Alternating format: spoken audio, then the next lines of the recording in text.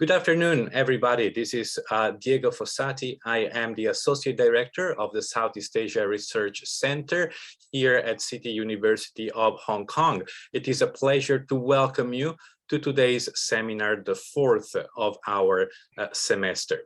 I am very happy to introduce our speaker today, Dr. Chang Yao Hoon. Professor Hoon is Associate Professor at the Institute of Asian Study at the University Brunei Darussalam and an Adjunct Research Fellow at the University of Western Australia.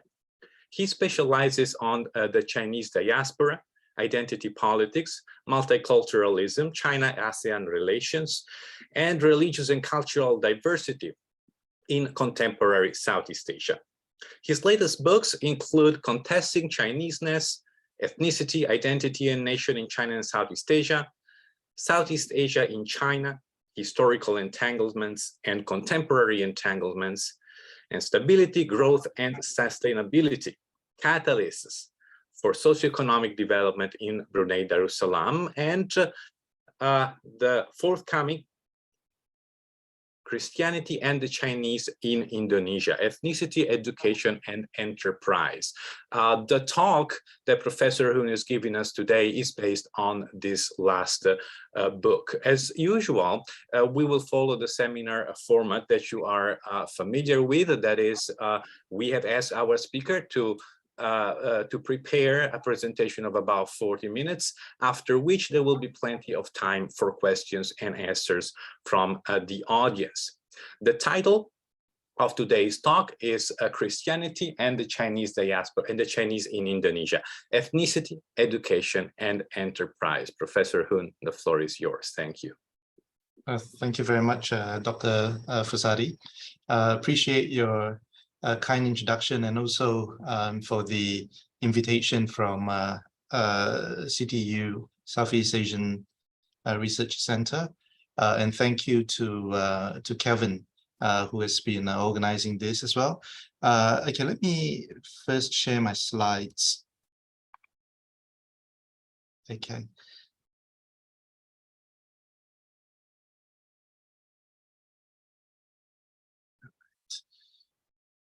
So I'm going to talk about a topic on Christianity and the Chinese in Indonesia.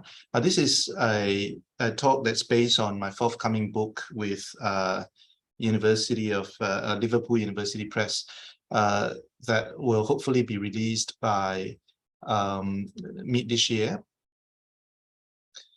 So I'm going to focus on three particular subtopics, looking at ethnicity, focusing on the Chinese, of course, education, and also on enterprise, which looks at some of the later development, especially among the Pentecostal charismatic churches. So you can see the photo here is the association of the communion of Chinese churches in Indonesia, which was founded after the fall of Suharto. So they used to be a different organization during Suharto's time, which is hidden under the umbrella of evangelical churches. But then a couple of years after the fall of Suharto, they started to reorganize themselves, and then they were more brave to use the word Tionghoa or Chinese to identify themselves as Chinese churches.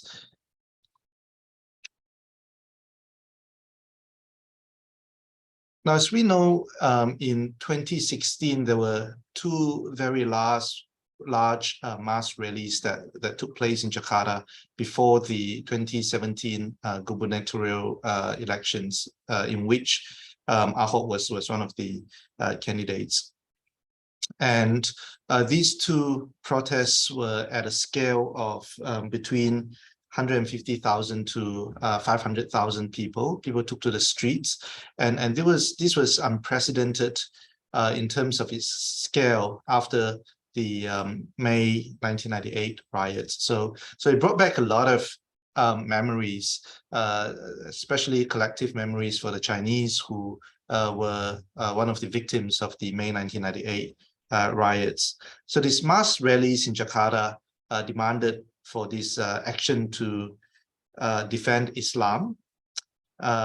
and they were trying to get Ahok to be charged on blasphemy or defamation of the Quran based on some of the things that he said during his election campaign earlier that year. And in April 2017, Ahok lost the election and then was sentenced to 2-year imprisonment for blasphemy.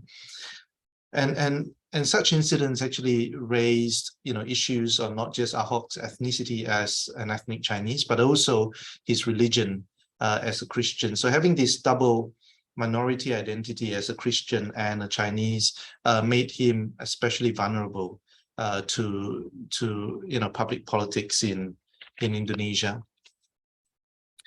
According to the census 2010, the 2020 census is not published yet. As we know, it was also affected by the pandemic, so the data was not very complete, and I was told that quite possibly the religious affiliation will not be published, even if the 2020 census is ready to be published. So we have to depend on the 2010 population census. The Muslims made up of the majority. In fact, Indonesia is the largest nation of Muslim population in the world. Now, the Protestants and the Catholics made up of about 10% of the population. Protestants are referred to as Christian or Kristen in Indonesia. So this talk is mainly focusing on the Protestant rather than Catholics, right? Even though in the Western sense, Christianity encompasses both Protestant and Catholics. And then there were the Hindus, the Buddhists, and Confucianists with much smaller percentages. Among the Chinese made up of 1.2% of the nation's population. Among the Chinese, almost half of them are Buddhists. Christians, both Protestant and Catholics, made up of almost another half. Kelvin was telling me earlier that he believes that in some of the larger cities, the Chinese percentage of Christian Chinese are much higher, right, than 42%. The Muslims, Chinese Muslims, about 5%, and then Confucianists about 3.3%. In general, there are 3 Christian movements in Indonesia. The first one is the ecumenical movement. As you can see, it's the logo is there. The ecumenical movement are made out of the mainline churches. A lot of the ethnic churches, when some of the ethnic groups were converted during colonial times, they belong to the ecumenical churches, and they adopt a Dutch Reformed theology. So if you look at in terms of the church building, the first one on the top right is the Gereja Protestant Indonesia Barat, Emmanuel Church, and they have a umbrella organization called the Communion of Churches in Indonesia. And of course, there are also other churches, evangelical churches and Pentecostal churches, who are members of these organization as well. But the Communion of Churches in Indonesia, the PGI, Persekutuan Gereja-Gereja Indonesia, is most well known for it being ecumenical. The evangelical churches, on the other hand, were closely associated with the US fundamentalist movements, and it is represented by the Communion of Evangelical Churches of Indonesia. In the middle photo is Gereja Kristus Yesus Jemaat Mangga Besar. It's one of the larger sort of Chinese evangelical churches in Jakarta, nestled in the heart of Chinatown in Jakarta. And the fastest growing denomination would be the Pentecostal Charismatic Church. And they are represented by the Communion of Pentecostal Churches in Indonesia. So the bottom 2 photos represent the, you can see the Sentul International Convention Center that is owned by, it's part of the Bethel, Gereja Bethel Indonesia, and the inside of the convention center, you will see, gathering of large congregation. Well, because a lot of Chinese live in urban cities, and a lot of Christians are visibly Chinese in urban Indonesia. That gives Christianity a Chinese face, right? And that also coincides with the conspicuous presence of large Chinese Indonesian churches, right? That exudes impressions of wealth and affluence. These churches normally attract middle and upper class ethnic Chinese followers. And we see sometimes there are Muslim jealousies of the privileged positions, which is a historically privileged position of the Christian, even during the Dutch time, where, you know, converting into Christianity is sort of like becoming Dutch, so to speak. And that sometimes causes a lot of social hostilities for the Christians. Chinese Christian capitalists play an important role in facilitating patronage between the church and the power holders in Indonesia. Now, so some of these churches seem to be quite safe because they have powerful patrons, either within the military that are linked up by some of these Chinese capitalists. So a couple of notable Chinese Christians include Mokhtar Riyadi, founder of Lipo Group, the former Jakarta governor Ahok Basuki Cahaya Purnama, and then Haritanu, which is the MNC Group founder, and he also founded the Perindo Party. And then Reverend Stephen Tong, the founder of the Reformed Evangelical Church of Indonesia, also one of the most famous Chinese preacher in the Chinese diaspora Christian scene. Of course, there were a lot of other famous Chinese Indonesian capitalists who are Christians that, you know, there would be too long a list to list out here. Now we see that Ahok's incident in 2016 and 2017 shows a very obvious play of religious identity politics in contemporary Indonesia. Ahok's defeat in the election involved very complex interplay of power and identity politics. We saw his components fully exploited the contested fault lines of race, class, and religion. And then Ahok's dual scenes, right, of being a Chinese and a Christian, alienated a majority of the Muslim voters. So as a non-Muslim, he was allegedly, charged to have insulted Islam. Also, as ethnic Chinese, he shared primordial affinity with the Chinese elite capitalist class, which were very much frowned upon by the Pribumi population. So then those mass protests had evoked past anti-Chinese traumas in Indonesia.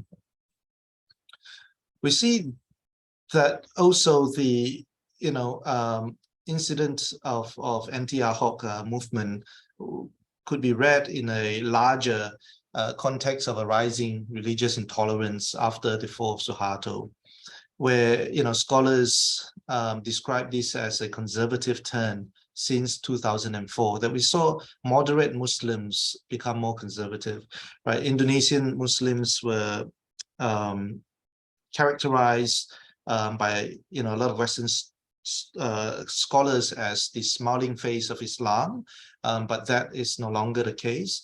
We see in the media increasingly a very angry and sometimes violent face, right? So that the manifestation of an ethnocentric, often violent Sunni Orthodox Islamism is on the rise. In 2005, the Indonesian Council of Ulama, or the MUI, prohibited Muslims from praying with or for marrying non-Muslims, and it also outlawed Ahmadiyya and also banned pluralism, secularism, and liberalism. And there's this ongoing controversy on the construction and building of religious worship places, especially churches in Indonesia, where very complicated process of getting permissions were needed, right? And some churches which has been in particular area for a long time were later found out not fulfilling particular criteria and were shut down, right? So the ICG in 2010 described this as a clashing fundamentalisms, that the hardline Islamists see the growth of fundamentalist Christianity as a threat. Now, concomitantly, there is also Christian anxieties over the increasingly dominant position of Islam in public sphere.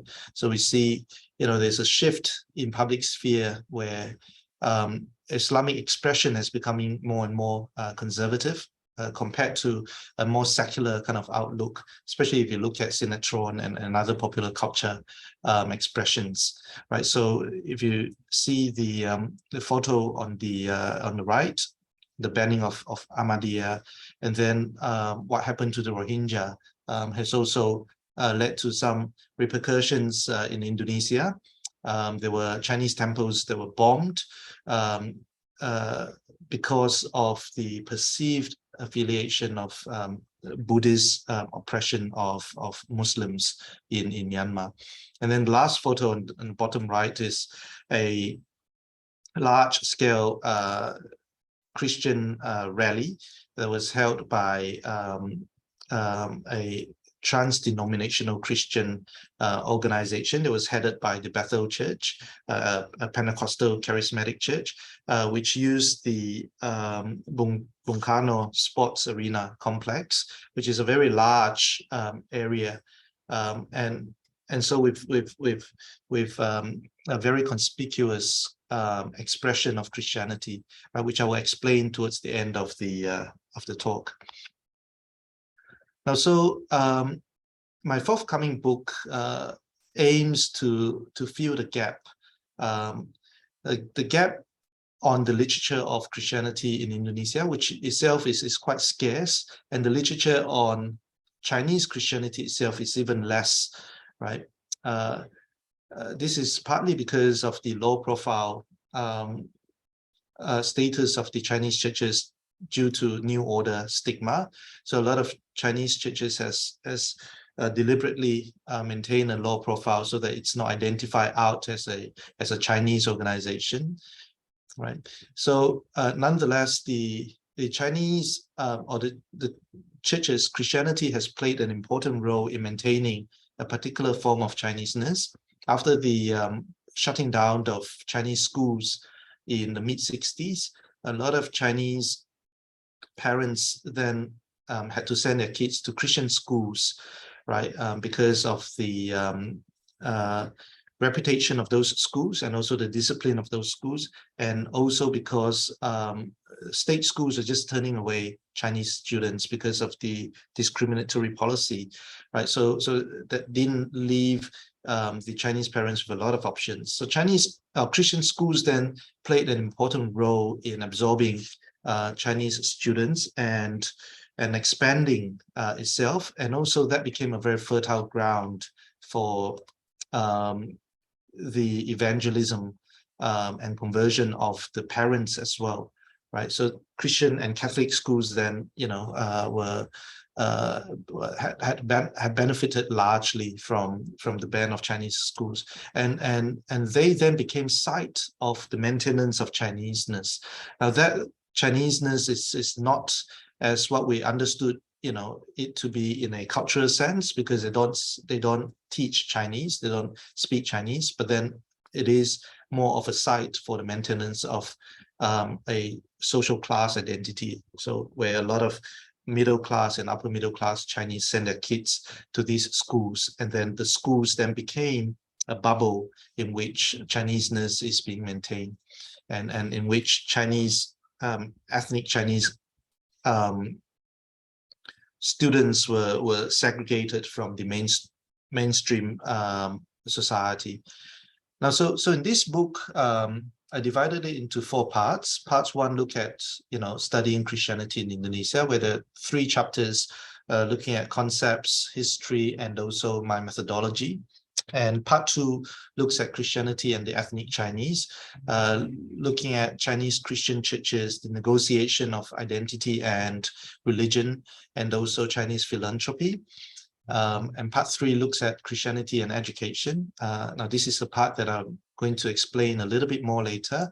And then part 4 looks at Christianity and enterprise, which mainly, as I mentioned, looks at the Pentecostal variant of Christianity in Indonesia, which is the most enterprising in terms of its linkage with capitalism, as well as its ambition for Christianization.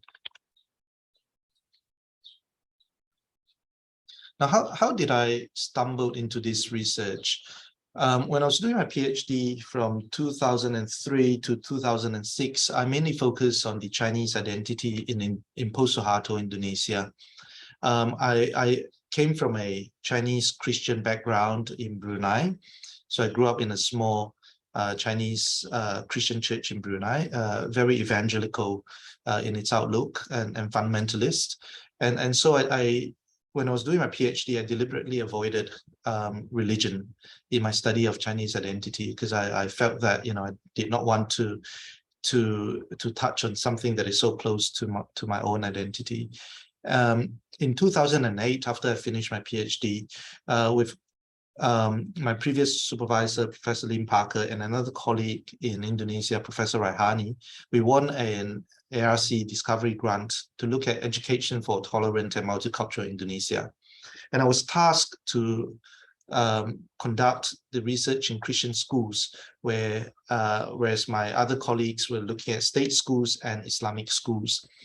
So then I started, looking at, started entering Christian schools to try to find data and information on how the schools construct and reproduce religious, ethnic, and class identities. When I started entering these schools, I found that Christian schools in Jakarta were very competitive businesses.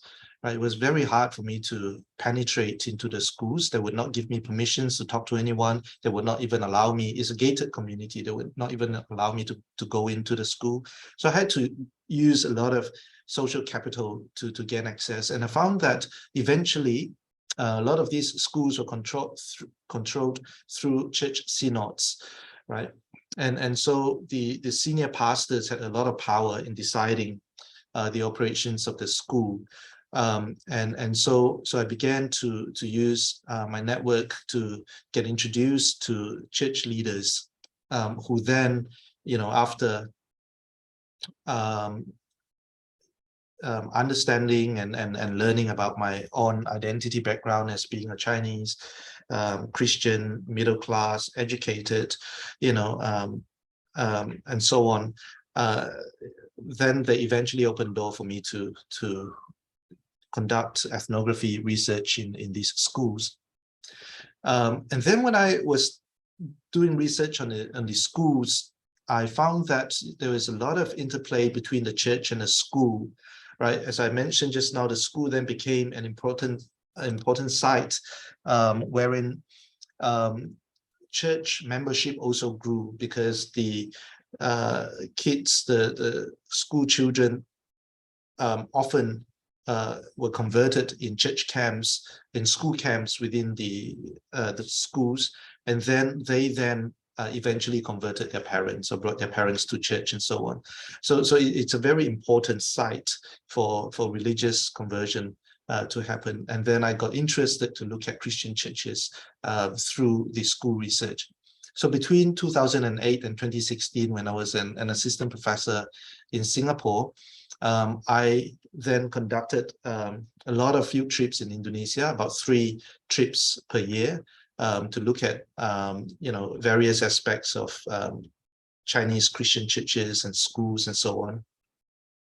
My identity allowed me to draw on resources such as religion, language, ethnicity, gender, class, and education to gain access and trust. So these are some of the unexpected outcomes. I did not expect myself to venture into this study, given that only a couple of years ago, I was so reluctant to study about Christianity. And then eventually, I was able to produce quite a few, publications that look at various aspects of religion, multiculturalism, and also Chinese churches in Indonesia. A theoretical framework that I use to study about the Christian minorities in Indonesia is this framework that I coined as religious multiculturalism. We look at Pancasila as a modern national social imaginary in Indonesia. It was quite a useful one until when it was misused by Suharto's regime for its own gains. Now, so then after the fall of Suharto, Pancasila was very much neglected and left alone until more recently when multicultural education was being, picked up and reinforced in the curriculum by the Ministry of Education. So the motto, national motto of Indonesia, Bhinneka Tunggal Ika, or unity in diversity, talks about, recognizes the diversity in Indonesia, and then also emphasizes the importance to unite such diverse population, culture, languages, and so on. But then, we need to recognize that there is a need for state and institutional intervention.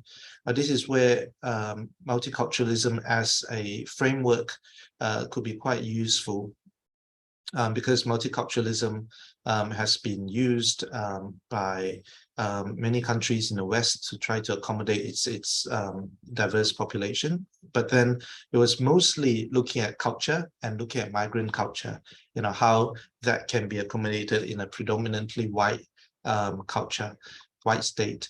Now, so I sort of, experimented and played around with, the concept of multiculturalism and expanded it to encapsulate or encompass religious minorities, right? Because there were a lot of other contesting ideologies and social imaginaries in Indonesia post-1998, right? So I proposed that religious multiculturalism should look like this, right? Where there is a proactive government that intervenes on the side of minorities to protect their constitutional right of freedom, or freedom of religion. The concept is a little bit loaded for me to explain into detail here, but suffice to sort of just say, I use this as a framework to frame my study of the Christians in Indonesia. Now I want to talk a little bit about multicultural education, multicultural citizenship education. This is based on the school research that I did.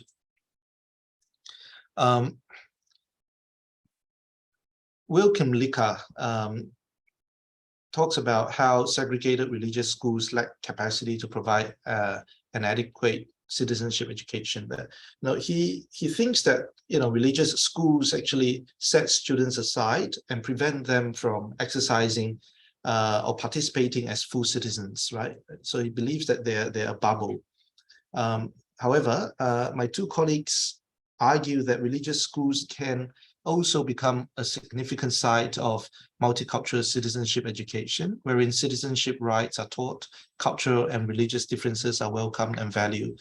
So these two sort of polar opposites statements then became my so-called hypothesis to try to understand whether Chinese Christian, especially Protestant schools, are a site of social reproduction of difference in intolerance and segregation, or do they play a role in empowering students to integrate into the multicultural society of Indonesia, right? So my study mainly tried to answer these two questions. I surveyed 5 Chinese Christian schools in Jakarta and then conducted an in-depth schoolyard ethnography in one particular school called the Olive Tree Christian School. Is a pseudonym, which is in Jakarta.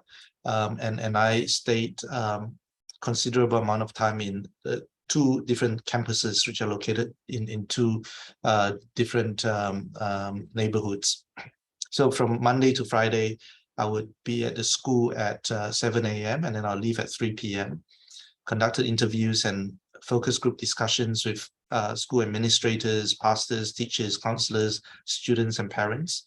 And I also attended year 11 classes on this particular subjects: citizenship education, sociology, history, religious education, character building, Indonesian and Chinese languages.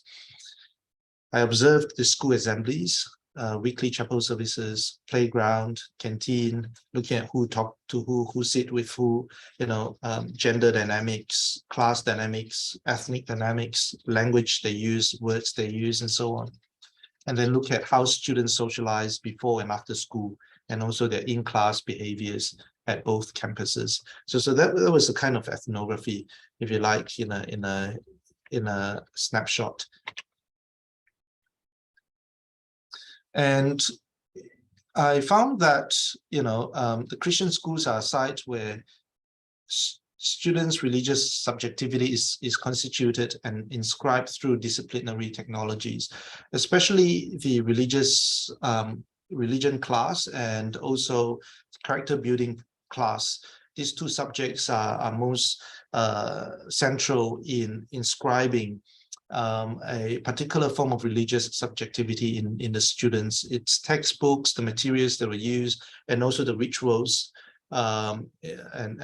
including prayer, reading of the scripture, explanation of the scripture, interpretation, and so on.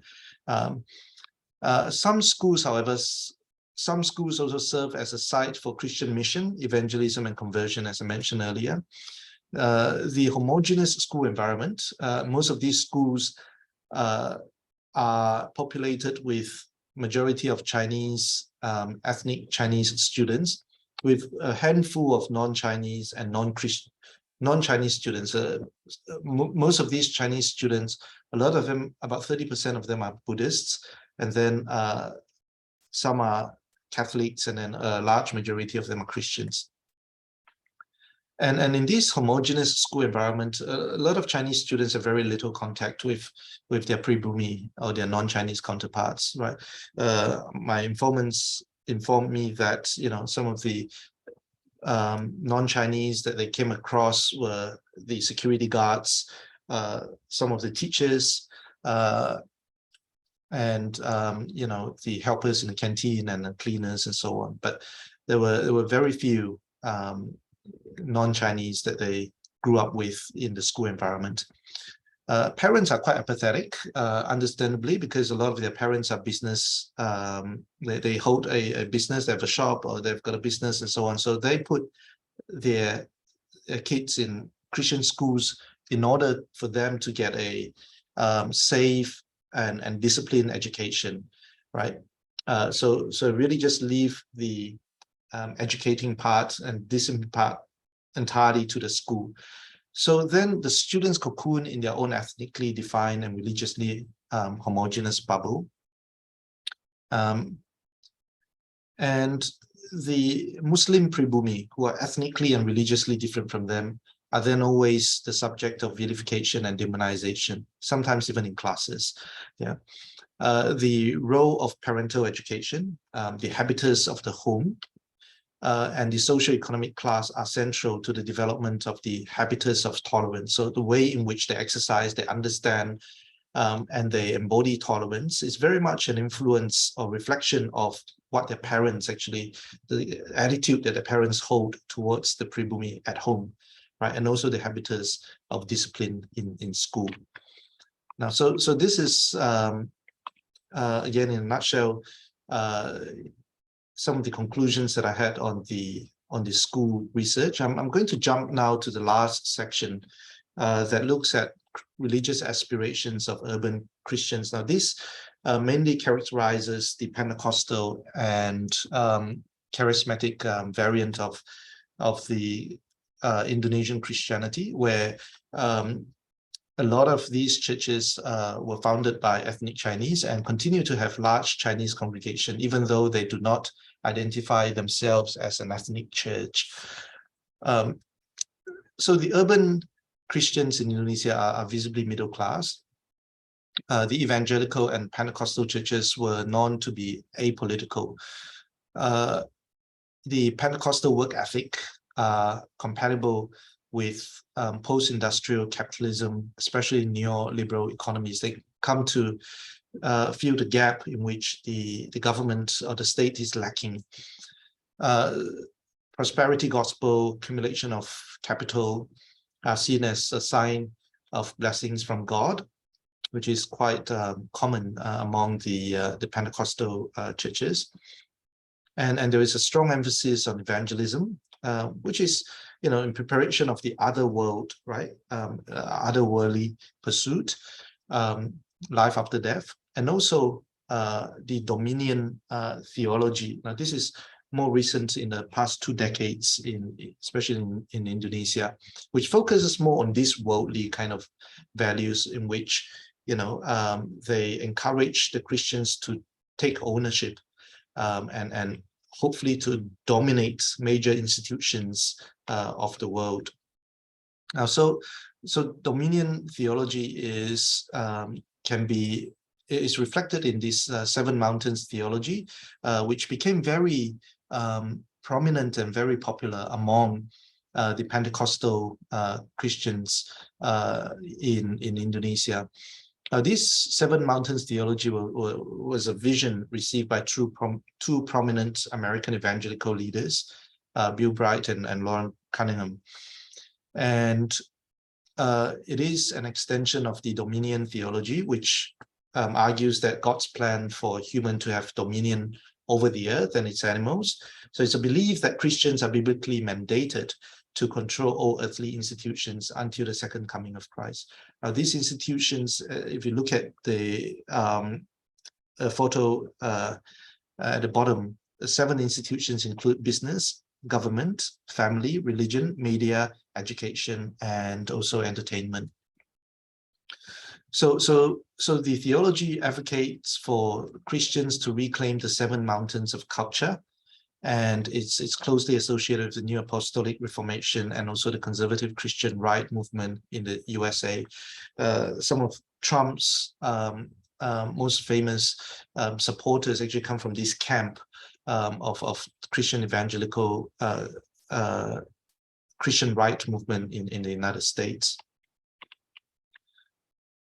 Now, so a particular church the Pentecostal church that I studied and that I did ethnography in was a national leader in Indonesia on this dominion theology and the 7 Mountains movement.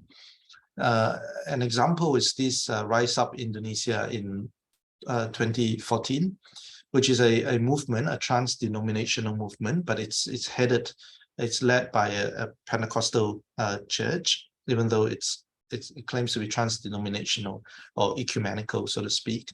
Now, so the Rise Up movement is a movement originated in Korea and then exported to the US, Philippines, Japan, Thailand, India, and Indonesia.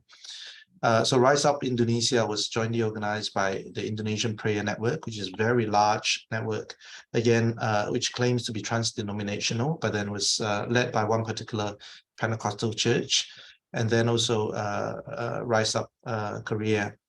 They rented this public space, the Bung Karno Sports Arena, which can accommodate about 80,000 people. So it's a very large space, right? And in the rally, in the concert, they invited, at that time, Pastor Yonggi Cho, which is one of the most famous Korean Pentecostal leader, to be the speaker. And he managed to draw a lot of parallels between Korean Christianity as a driving force for economic development in Korea, and trying to encourage Indonesia to do the same. Now, so in this particular Rise Up movement concert or rally, there were a very conspicuous display of discourses on the nation, very nationalist kind of theme, right? So you can see the Indonesian flag being flown, and the terms of Merdeka, prayer for Indonesia, God save Indonesia, and a lot of nationalist songs were being sung, red and white flag, and also discourses of the world as well.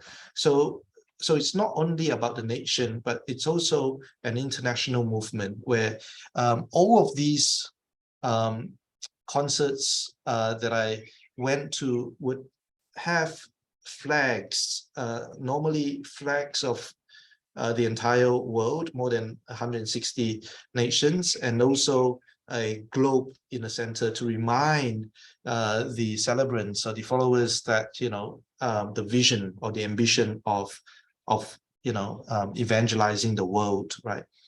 And there is a very strong capitalist backings in this concert as well. Very strong presence of security forces and army personnel. So you see the bottom photo where people who were allowed to enter, the gates of the arena was tightly guarded by military personnel. And then I asked question of who actually funded it, who paid for this military, who is the military patron behind it, and so on, right? And there's a strong capitalist association that sponsors this movement. Yeah, I think this is my last slide. In a way of conclusion, well, the topic that I set for myself is really too large, because I'm really just trying to describe what the book is discussing. So there's no way I can cover everything in 45 minutes. But suffice to say, while Indonesia is a country with the world's largest population of Muslims, Indonesia also plays a very important role in Southeast Asian Christianity. Now, a lot of people don't actually know that, right? Some of the most important leaders in Southeast Asian Christianity are in Indonesia, and some of the strongest financial backing, capital, and so on are in Indonesia as well. Now, one particular movement related to the Rise Up movement earlier, and also the Indonesian prayer group, is this Transform World Connection, which is a global network that was founded in Indonesia. It was set up to continue the work of the AD 2000 movement with the objective to penetrate the 7 mountains of culture. So again, Indonesian Christians actually took leadership in a global movement like this, right? However, we see that this movement, especially the 7 Mountains movement, has shown a very non-inclusive response to secularism and to other religions, very exclusive, which is not very different from from some of the fundamentalist Islamist movement that's happening. So we see this parallel, right? That's happening in tandem of each other. And the socially engaged Pentecostalism intersects with consumer capitalism. They're very kingdom-minded, and they're starting to penetrate into politics, right? Just now I mentioned that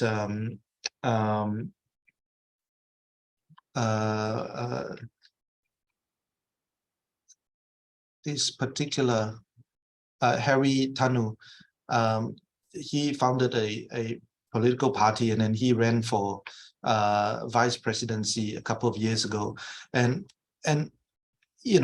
question is, ethnic Chinese has been very apolitical, especially and the Christians as a minority have been very apolitical, especially those who are evangelical and Pentecostal. The ecumenical Christian has been quite active in political sphere, but not the evangelical and the Pentecostal Christians. But then in recent years, the Pentecostals have started to encroach into politics. They have become very politically active in rallying, their members to vote for particular parties or particular candidates and so on, because of this Seven Mountains culture in which, government is one of the institutions that they have to gain dominion over. So the vast amount of transnational networks, international connections, and global ambition is a force to reckon with. And again, we have to read these, against the parallel development of conservative Islam in Indonesia and also in Southeast Asia. So just a word of conclusion. If we return to the anti-ad hoc movement that we started at the beginning of this presentation, that we see there's a rise in religious identity politics and a continuing, rise in a more competitive religious public sphere in Indonesia, which is unfolding as most of the time, those of us who are interested in Indonesia, we see only in the media, only the expressions of Islamists and not the Christian counterparts. So my research into this topic was actually quite eye-opening for myself as well. Yeah, to look at the Christian counterpart and their role in this. Now, so this is a book that I mentioned about, which hopefully will be out in June this year. If you want to find out more in more details, some of the things that I've covered today, you may be able to find it discussed in the book. Okay, thank you very much. Thank you, CY, for the excellent talk. This was very interesting, and a talk on a topic that, as you rightly suggested, is often overlooked in existing research. So I think now we're very looking forward to reading the book when it's out. So our presentation then is over, and we have plenty of time for questions and answers. Feel free to use the chat box if you would like to type your questions. You're very welcome to do so. Otherwise, you are as welcome to just speak up and pose the question directly to our speaker. Do we have any question?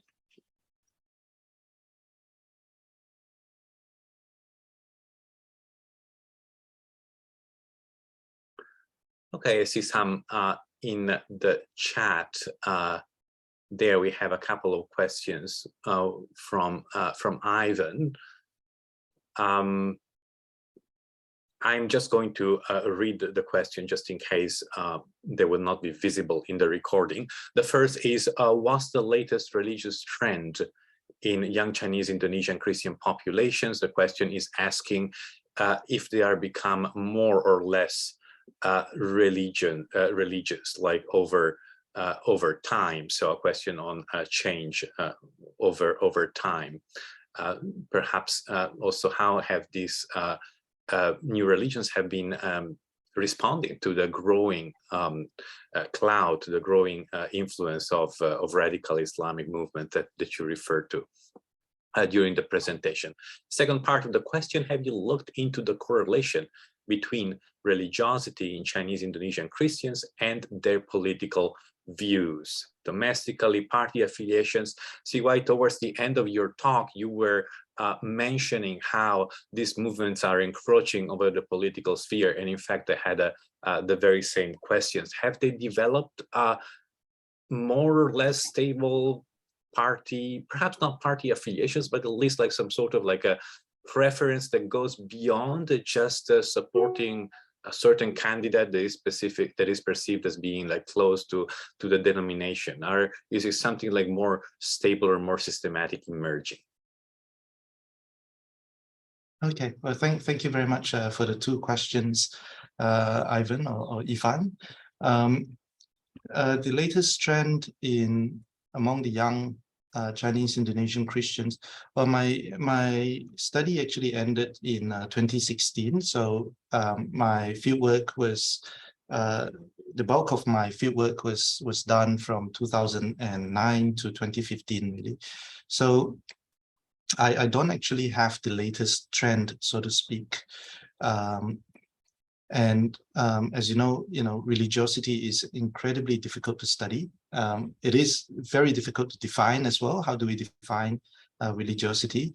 I think, what is what I really hope to do is really to raise some of the issues with Indonesian Christianity, especially some of the phenomena that I've described, and I hope that someone else would actually tackle or continue this line of research and do more in-depth study on some of the recent trends and phenomena and so on. In terms of the correlation between religiosity and also political view, and whether there's particular religious, particular political party that they consistently support and so on. When I was doing the research in 2014, 2015, it was the beginning when the Pentecostal churches began to participate politically, and they use about 3 years to prepare themselves. So I will believe that in early 2010s that they started to prepare themselves, including, they try to educate their members about education. So there's political or citizenship education that they conducted in the church in an informal way and in campaigns and so on, just to get them more attuned to politics. And then also, while not, they do not very clearly, because I don't think they're allowed to very clearly endorse or support particular candidate, they do make a lot of very explicit kind of encouragement on their members to support particular candidates. And a lot of these have to do with a couple of things. One is, which candidate promise the church particular benefits, right? So even among the Pentecostal, there is no one consistent political party or candidate that they support. So a particular leader may have struck a deal with particular candidate who promise to allow them to open up another 10 branches and so on. And so then, that leader will use his influence with his congregation to promote that candidate, right? So far it is still quite sporadic, and it's very personal in terms of the leader's personal inclination to whichever party and candidates. But moving forward, I'm not sure whether there will be more systematic kind of support to particular party or ideology. But then the church, that particular Pentecostal church, has also begun to field its own candidates to contest in some of the regional and national seats as well. And again, a lot of them are not very well versed in politics, but they were very much influenced by the need to the Seven Mountains calling to have Christian voice in government, right? And again, the strategy that they use is very similar to even the language that they use when I talk to some of the leaders behind these movements, are very similar to the US Christian movements in which they lobby the Congress and so on, the Christian lobby, and even the kind of threat that they perceive apart from Islamization and Islam, some of the more immediate concerns that I have is with homosexuality, which is again a cultural war that's imported from the US, right? And also the breaking down of the family institutions, secularization or secularism, and so on. So the language very much reflects the kind of US politics. So a lot of these discourses that they have imported in Indonesia was imported wholesale from the US Christian right movement. Are there any transnational religious or ethnic networks involved behind the phenomenon in Indonesia? Is there a global center in this regard? Oh, sorry, this is another question now. Kian Cheng. Yes, that's a new question. Yes, And sorry, Diego. I guess you have just addressed like the first point, like drawing those parallels between at least when it comes to political communication, between the Indonesian case and what you see in the US. Two other questions. The first is on transnational links. Are there translational, religious, or ethnic networks involved behind this phenomenon? Is there a global center? And the second question is, what unique Chineseness in Indonesia might have precipitated this, in your opinion? This meaning, I suppose, the growth of this kind of religious faiths, I presume. Thank you. The transnational ethnic or religious network, well, Indonesian, okay, let's move to the evangelical movement. The evangelical movement in Indonesia historically was very much initiated in Eastern Java, in Malang and Surabaya. There's a very strong leadership in evangelical theology there, with the setting up of the SAAT, which is the Southeast Asian Bible Seminary in Malang. So the Chinese, well, Indonesian Christianity is actually quite complex. As I mentioned, there are these three different movements. The Chinese evangelical movement, besides the American influence, there was also a very strong Chinese mission influence in the early 1900s, where Chinese missionaries from China actually played an important role in shaping, the Chinese evangelical movement in Indonesia. So people like John Sung, who came to Java in the 1930s, who led very massive, large-scale evangelical rally with, revival meetings and so on. And then that sort of built an Indonesian church, and that allowed the Chinese Indonesians to settle the decades-long contest between the way in which they negotiate their Chineseness and Christianity. Because in early 1900, with all these pan-Chinese nationalist movements in Java, a lot of the Peranakan in Java, who were very much assimilated and acculturated, then began to take an interest into Chinese culture with the arrival of the Totok from China. So then, in 1900, there was a setting up of the Tianghua Huiguan, Chinese organization, which provided Chinese education to the Peranakan. And so that led to a form of re-Sinicization among the Peranakan. But then the old Peranakan elite, a lot of them are converted into Christianity. So they see themselves more Dutch than Chinese, right? And so the Chinese, the Confucianist, Chinese-oriented Peranakan and Totok would see the Chinese who converted into Christianity leaving Chineseness and entering into becoming Dutch. Now, so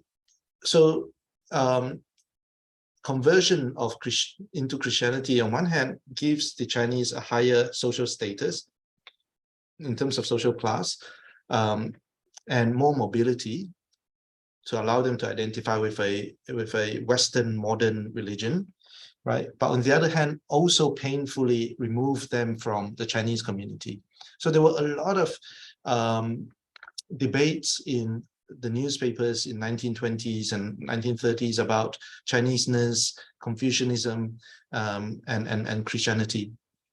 And so a Chinese evangelist like John Sung, who has a PhD from the United States, and then who is from Fuzhou, who is a Chinese, always wear the Chinese robe, and then who is also a very strong spirit-filled Christian, coming to Java to evangelize and to lead all these revival rallies, meant a lot to the Chinese Christian in Indonesia, and also strengthened them that, they can be both Chinese and also Christian at the same time. So being a Christian does not mean that they are leaving their Chineseness.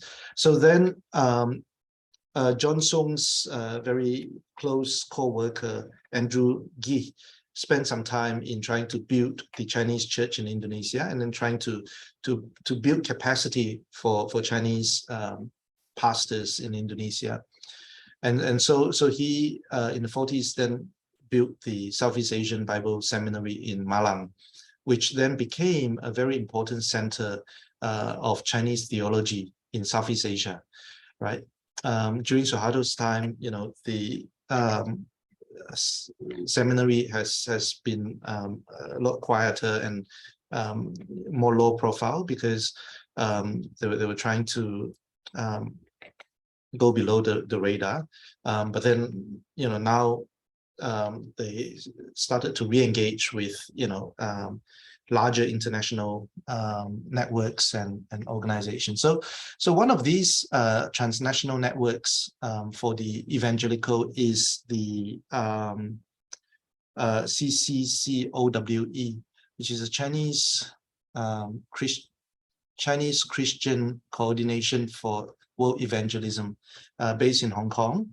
And it has, so even during Suharto's time, that particular organization has maintained very close relationship with the evangelical Chinese churches in Indonesia, and with SAAT, the Southeast Asian Bible Seminary, as one of these center, a very quiet and clandestine center in Malang that coordinates and maintains such ethnic networks. And of course, famous Chinese Indonesian pastors like Stephen Tong, who plays a very important role in Chinese Christianity worldwide, has also allowed linkages between Chinese churches in Indonesia with international organization to be maintained and preserved. So that is, among the evangelical, right, that are trying to preserve Chineseness. But then the Pentecostals are very different. The Pentecostal churches, a lot of them have explicitly tried to Indonesianize, and the ecumenical churches as well. Some of the largest Pentecostal and ecumenical churches in the 40s and 50s explicitly stated that they are Indonesian churches. They wanted to Indonesianize, and they're not ethnic churches, they're not Chinese churches, and so on, even though we still see a very strong habitus of Chineseness especially in the management and leadership of these churches, even though they consider themselves as Indonesian churches. So for the Pentecostal churches, for example, their transnational networks are very different from the evangelical ones, right? They're not interested in any of these ethnic network, within the Chinese churches, world Chinese churches, but then they are more interested, or they're more active in the American evangelical and Christian right movement. So those were, their network, and whether there was a global center. Well, Indonesia, some of the larger Indonesian mega churches have tried to take leadership in some of these, newly formed network, such as Empowered 21, and also Transform World Connection networks. Yeah, but by and large, most of these global centers, I believe, are nestled in the United States. Yeah. Thank you. Any other questions for the speaker?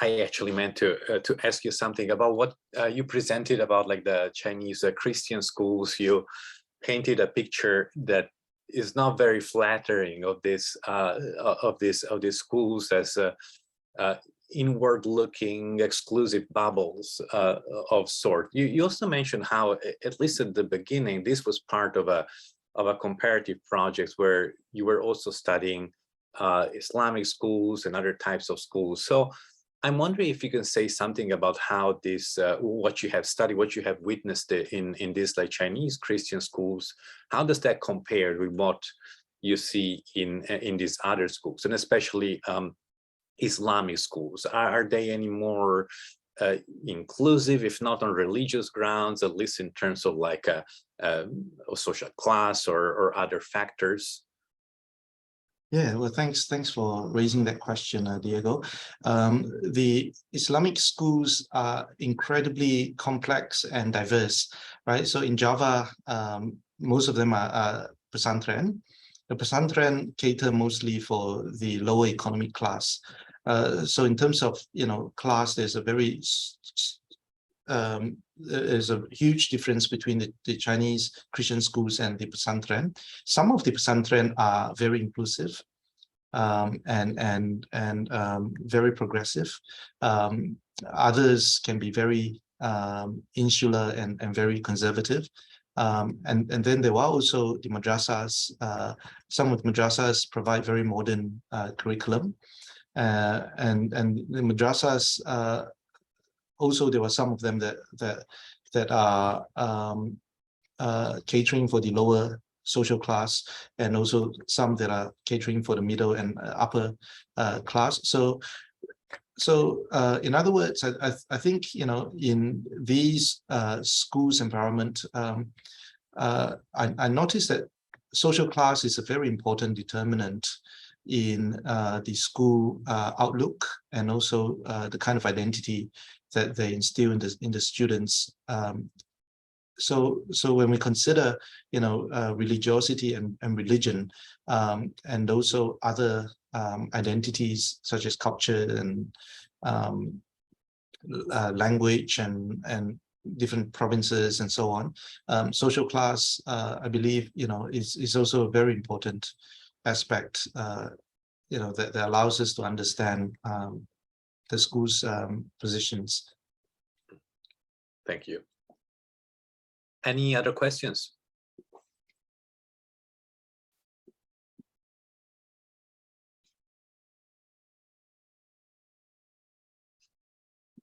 I don't see any more questions in the chat box.